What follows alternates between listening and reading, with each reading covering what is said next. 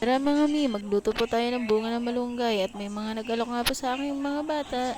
Ay, aking binili na nga ho at ako po inaawa at ayan nga po may nakita pong bilog na tarong sa ref at ayan po ang aking lahok at pinakuluan ko na nga po yung sibuyas dyan, kamatis. Sinabay ko na nga po sa pagpapakulo mga mi yung kalabasa at kamote para lumambot na ho at nang lumambot na po ay aking nalagay na po yung talong at buto ng malunggay. Buto nga lang po pala na aking nilagay at tinanggal ko po yung balat at makunat na nga po yun mga mi.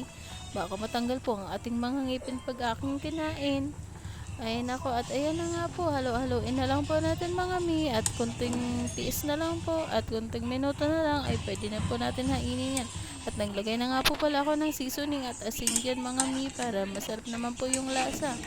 At ayan nga po, halo-haloin lang po natin yan, antayin lang po na kumulo, na kumulo. At pag nakita po natin malambot na, ihain na at ating kainin. Thank you mga mi. Pag gusto niyo po i-try, lagyan niyo din po ng bagoong. Pwede po pala yan mga mi. Thank you for watching.